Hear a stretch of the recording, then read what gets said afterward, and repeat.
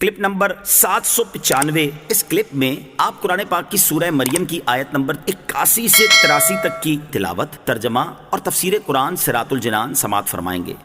بسم اللہ الرحمن الرحیم۔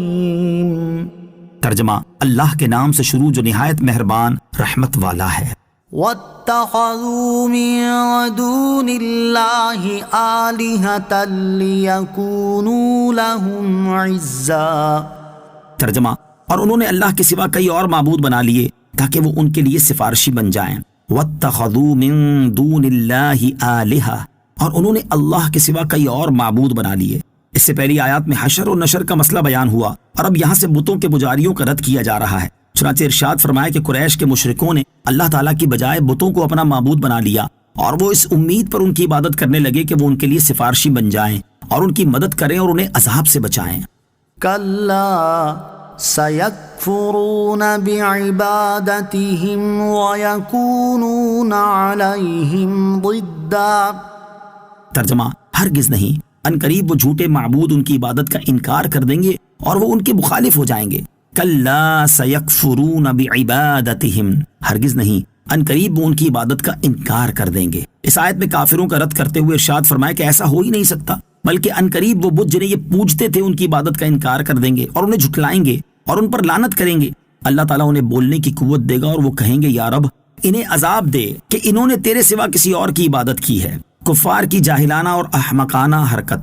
اس سے معلوم ہوا کہ کفار کی انتہا درجے کی جاہلانہ اور احمقانہ حرکت ہے کہ انہوں نے اپنے ہاتھ سے بنائے ہوئے بتوں کو خدا بنا لیا اور یہ سمجھنا شروع کر دیا کہ ہمارے ہاتھوں سے بنائے ہوئے خدا ہمیں عزت بخشیں گے اور ہمیں نفع دیں گے، حالانکہ ان کے بنائے ہوئے خدا نہ تو انہیں دنیا میں کسی قسم کا نفع اور عزت بخش سکتے ہیں اور نہ آخرت میں، بلکہ بروز قیامت تو وہ خود ان کی عبادت کے منکر ہو جائیں گے اور کہیں گے کہ ہمیں تمہاری عبادت کی خبر ہی نہیں، اور ان کی بندگی سے اپنی برات اور بیزاری کا اظہار کر دیں گے اور ان کے دشمن بن جائیں گے، اور یہ عزت بڑھانے کی بجائے ان کی ذلت اور رسوائی کا سبب بنیں گے۔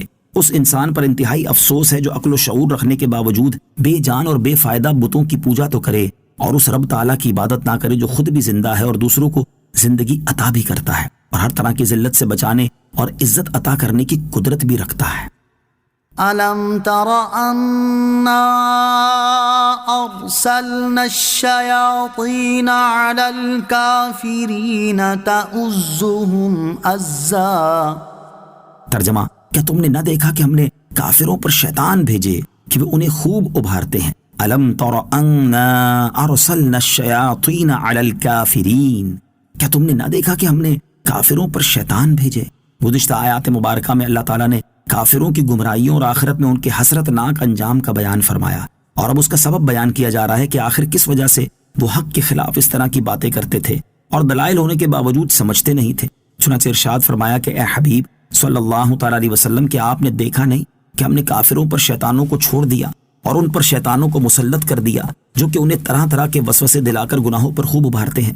اس آیت میں نبی اکرم علیہ السلام کو تسلی بھی دی گئی ہے کہ اے پیارے حبیب صلی اللہ تعالیٰ علیہ وسلم، آپ اس وجہ سے پریشان نہ ہوں کہ کفار آپ کی دعوت قبول کیوں نہیں کر رہے، کیونکہ آپ کی دعوت میں کوئی کمی نہیں، بلکہ ان کافروں پر شیطان مسلط ہیں جو انہیں گناہوں پر ابھار رہے ہیں، جس کی وجہ سے یہ آپ کی دعوت قبول نہیں کر رہے۔ آیت أَلَمْ تَرَ أَنَّا أَرْسَلْنَا الشَّيَاطِينَ سے حاصل ہونے والی معلومات۔ اس آیت سے 4 باتیں معلوم ہوئی۔ نمبر 1، بد عملی کی وجہ سے انسان پر شیطان مسلط ہوتا ہے۔ نمبر 2، برے ساتھی اللہ تعالیٰ کا عذاب ہے۔ نمبر 3، بری باتوں کی رغبت دینا شیطان اور شیطانی لوگوں کا کام ہے۔ نمبر 4، شیطان کسی کو کفر کرنے پر مجبور نہیں کرتا بلکہ کفر پر ابھارتا ہے۔